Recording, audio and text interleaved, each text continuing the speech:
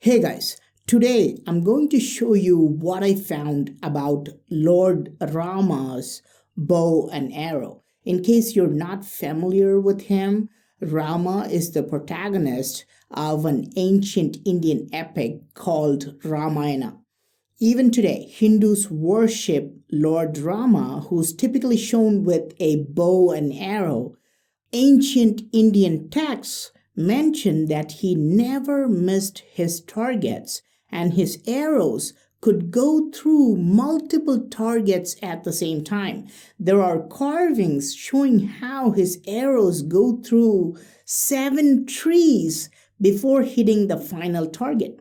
Was this a magical bow or was he using advanced technology?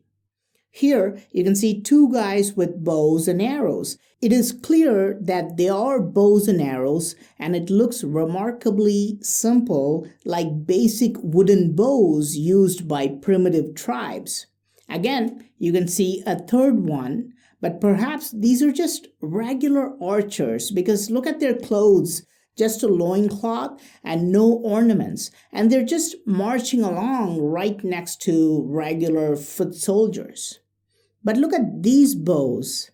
There are wheels strategically placed on both ends of the bow. This is crazy because, believe it or not, we use wheels or cams in bows. We call them compound bows. You can see these are smooth circles just like today's cam wheels on compound bows. This is quite interesting because if you search online, you will see that the compound bow was invented just 50 years ago in the US. But this temple is about 1,000 years old, and it clearly shows how ancient builders were using compound bows with wheels. It's easy to understand why putting wheels on a bow can make it much more powerful and efficient because you have just installed some mechanical equipment to enhance human effort. But is this why Rama's bow was much more effective? Did he just put wheels on his bow? Here's where I found something really fascinating. I found some huge carvings of Rama and his brother, and their bows show some insane details. At first look, I thought they had wheels in their bows. But when I examined them closer, I realized that they're not wheels, they are gears. I mean, look, you can see the teeth of the gear wheel. There is a gear mechanism attached to the bow. This is very, very advanced ancient technology because today's bows don't even use this technology. But within 20 years, before 2040, someone will start manufacturing this type of bow. What will such a bow be called? Pullback bow. Sounds familiar, right? Because we have pullback cars today. When we were kids, we had toy cars, and when we wanted them to move forward, we just pushed them forward. But then someone gave us a pullback car, and instead of pushing it forward, you pulled it back, and it made a strange clicking sound. And when we released the car, you remember how fast it went. This is the exact same technology Rama used in his ancient bow. And you may think the pullback cars have batteries or something electronic inside.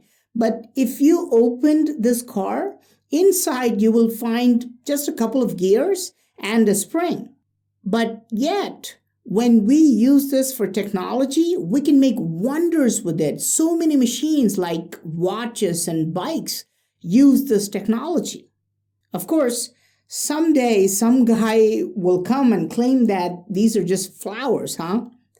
But why would warriors put flowers on their bows? And if you look at any flower, the petals will be huge and the center part will be smaller compared to the petals. But if you take any gear, the center part will be bigger and the gear teeth on the sides will be much smaller. And this is exactly what we see here. And you can see the strings attached to the mechanism, just like today's bow. Every time you see the gear, there is a string attached to it. You can see this on all the geared bow carvings. And you can also see these loose strings and knots. These are called string silencers to absorb the noise and vibration. Even in modern day bows, you will see them. It's just the nature of the beast itself. So Rama and his brother were using pullback bows. This is why their bows were so efficient. So why does Rama need gears and pullback mechanism in his bow, right? Just to shoot a regular arrow? It's time to look at the arrows. But this one is deliberately destroyed. But you can see this arrow survived, and it looks absolutely weird. An arrow, by definition, is supposed to be thin, slender, and long. But these arrows actually look like missiles.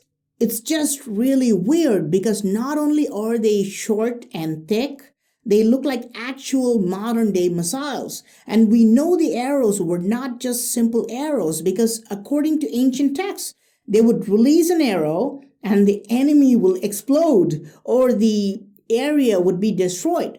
So we know something was inside this so-called arrow. And the string, it doesn't even look like a string. It's so thick. And look at the tip. It's not a regular pointed tip of an arrow to pierce the body of the enemy. It's probably filled with explosives. We have all seen the movie Rambo where he does it, and there's a guy who does it on YouTube as well. We can put explosives and release with a bow and make the target explode.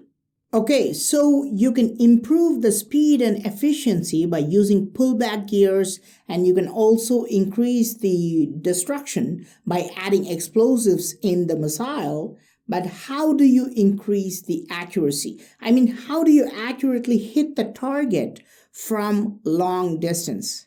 See, our team is really lucky because this is a brilliant ancient temple, but when we got there, nobody was there, and we are having the entire temple to ourselves. We were able to document each and every carving and see what we found here. A bow resting on a tree. Look, there's nothing else, just a bow resting on a tree. And yes, this is a compound bow, but look at the center. You see that cylinder in the center? That is a scope, yes, like a telescope with a lens to see the target better. In bows, they call it a sight. It is basically a cylinder with a lens, just like a telescope attached to a sniper rifle. It's basically the same technology. The sight improves how well you can hit the target. And we know ancient Indians were using lenses in warfare, because we can see telescope-like instruments in other temples as well.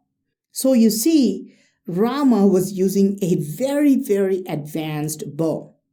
Now, these carvings are roughly 1,000 years ago.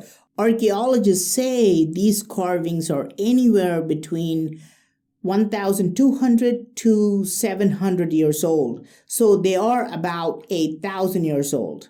But the ancient epic, which talks about Rama, is much, much older than that. So we don't know if Lord Rama had such an advanced bow technology, but from these carvings, we know how advanced these builders were 1,000 years ago. These guys were not only using wheels and scopes like today's archers, they were even using geared pullback bows, which do not even exist today. But what happened to these people? How did such an advanced civilization just disappear? How did their technology get lost? So what do you think? Did Rama use a very advanced weapon? How else can you explain the gears, scope, and the missile-like arrows? Please let me know your thoughts in the comment section. I am Praveen Mohan. Thanks a lot for watching. Don't forget to subscribe and please give it a thumbs up and do share it with your friends. And I will talk to you soon. Bye.